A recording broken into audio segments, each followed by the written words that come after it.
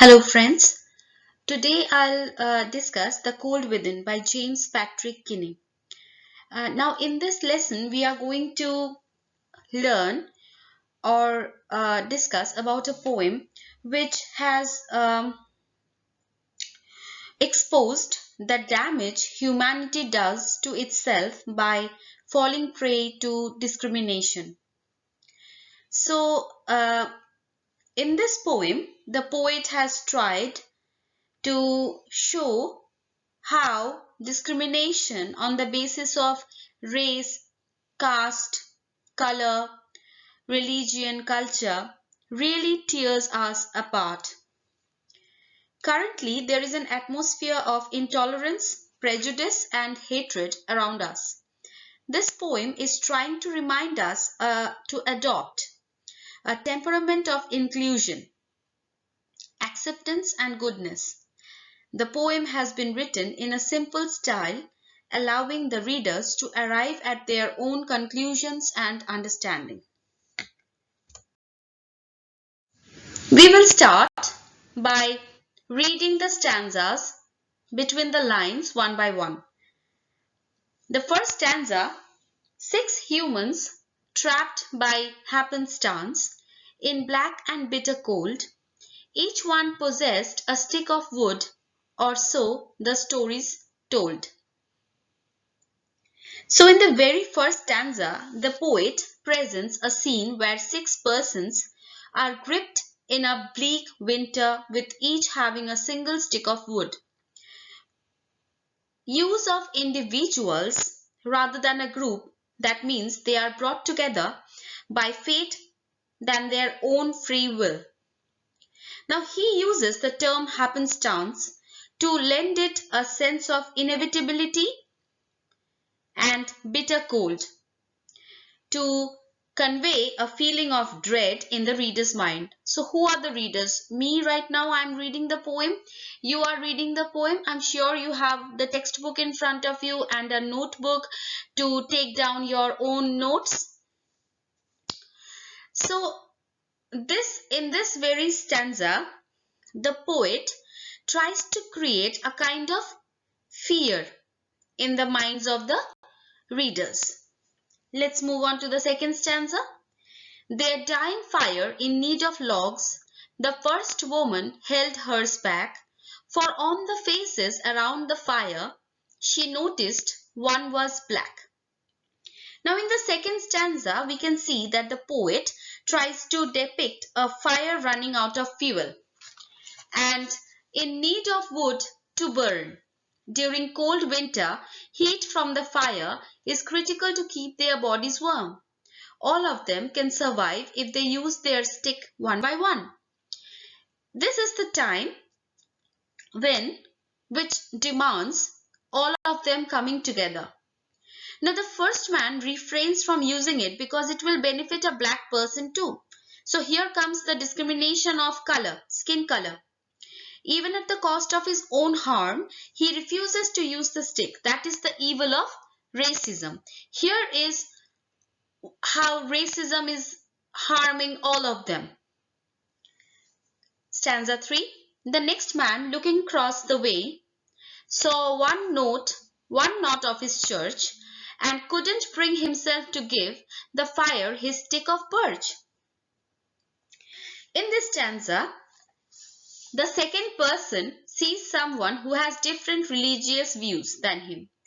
Therefore, he denies to use his stick too.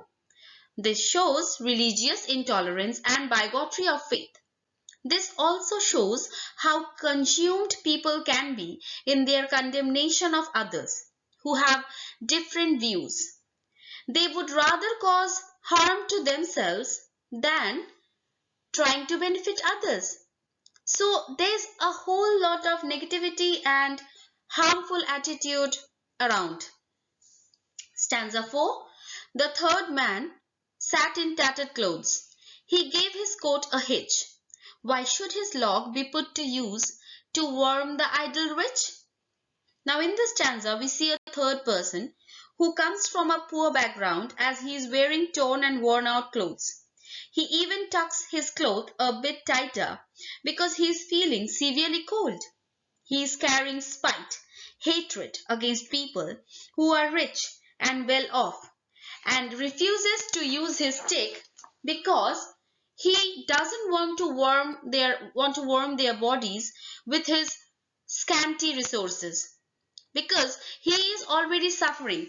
So he has a feeling that why will he help the people who already have lot? The fifth stanza. The rich man just sat back and thought of the wealth he had in store and how to keep what he had earned from the lazy poor. Now in stanza 5 we come to the rich man. He is proud of his wealth and only worried about keeping his wealth safe from the poor. He keeps his stick away from the poor who he considers lazy. So he thinks that he is rich because maybe he is hardworking. And those who are poor, he assumes that they may be lazy. That's why they are in that state or condition. Stanza 6. The black man's face bespoke revenge as the fire passed from his sight. For all he saw in his stick of wood was a chance to spite the white.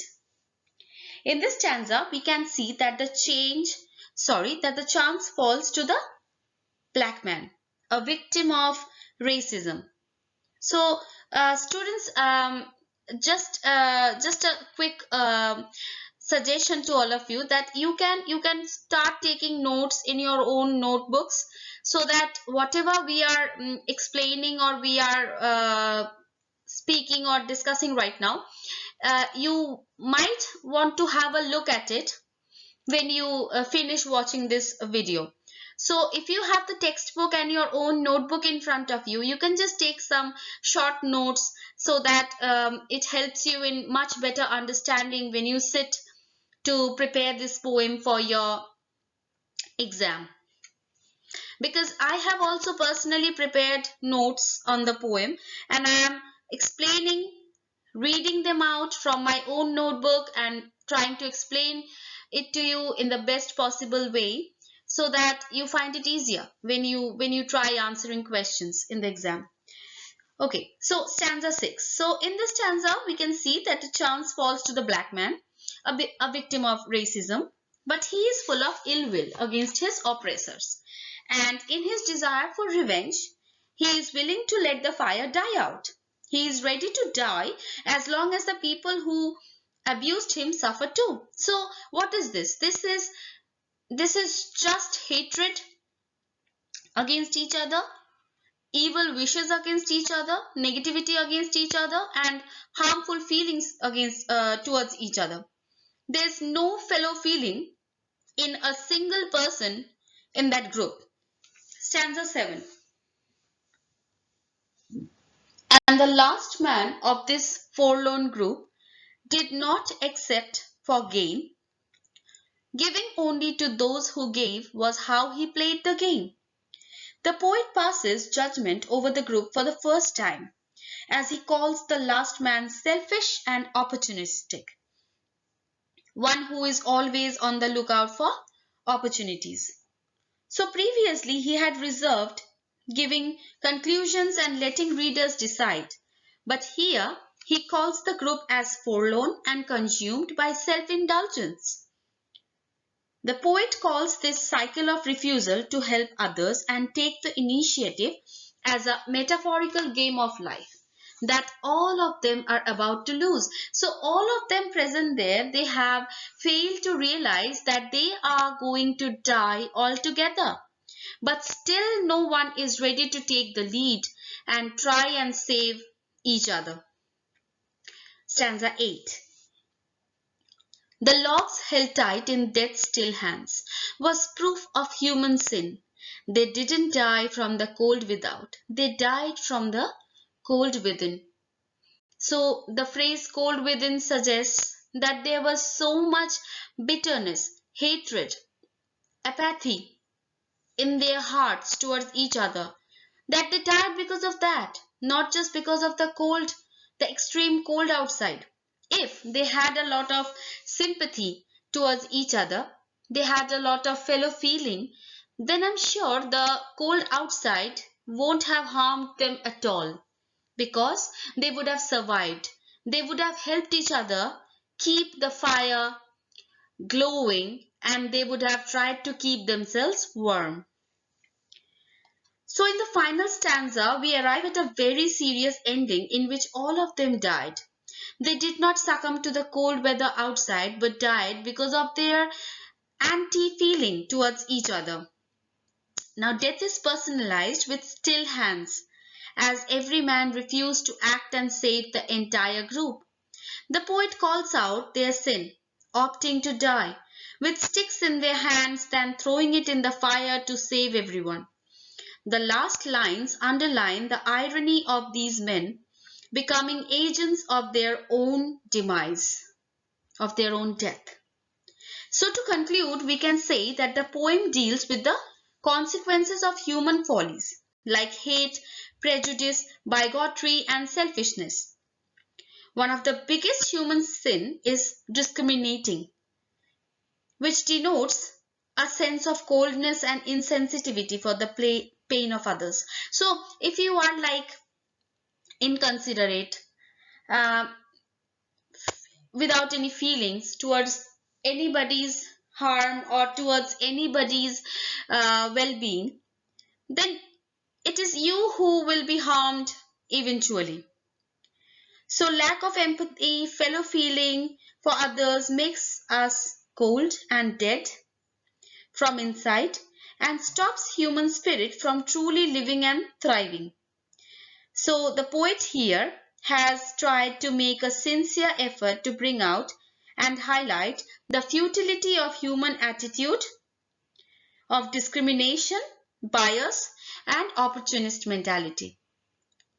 So students, one very strong message which the poet has tried to give to all of us in this poem is that we have to be very considerate and careful while trying to discriminate each other on the basis of anything that is not similar between us.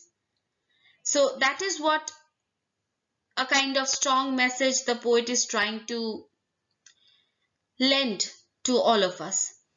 So if you have liked the explanation of this poem, or if you have any suggestions, please do not forget to comment in the box below. And in order to get updates of my daily uploads, please press the subscribe button and hit the bell icon so that you get a notification whenever I upload anything from your syllabus. So we'll meet in the next video. Till then, bye bye.